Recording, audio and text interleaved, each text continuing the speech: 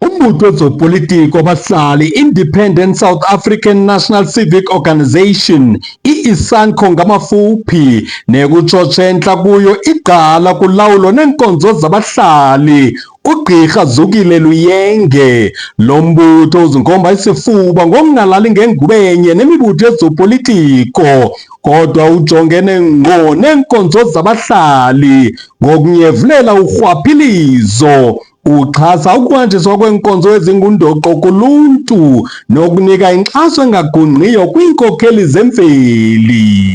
Kubaluleke kakhulu into yokubana abahlali babe kumbutho wabahlali ozimeleyo, umbutho ongeyo alliance nambutho wezopolitiko, umbutho ukuze bakwazi into yokubana bangamane bemanejwa bevalwa kwezinto ezithile. Kwiphulo lokuzixhobisela unyulo loorhulumente basemakhaya, i-ISANCO ibhengeze igqala kwiinkonzo zophuhliso loluntu uGqirha Ntsizakalo Ngalo njengosekela mongameli noza kuzigqatsela ukuba ngusodolophu womasipala iWinnie Madikizela-Mandela eMbizana.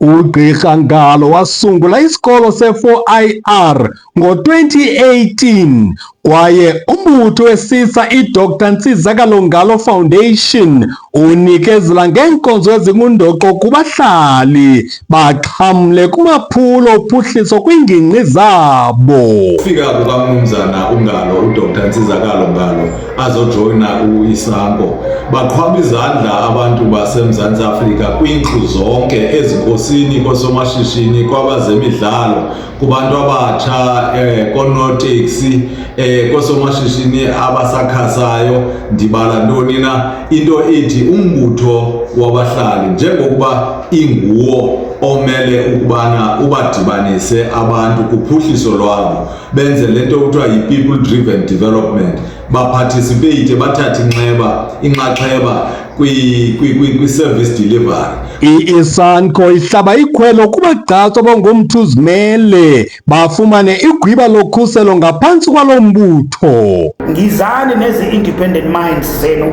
nize kwaba bantu ba-united be-ISANCO ukuze nizokwazi into yokubana zimameleke iimbono zenu kuphela phambili. Lo mbutho ubongoza abahlali boMzantsi Afrika abafuna iinguqu baphokophele kumaziko ekomishoni yonyulo ukuya kuqinisekisa iinkcukacha zabo kuluhlu lwabavoti ngomhla wama-21 kweyeSilimela uJuni ngolwamaRhanuka.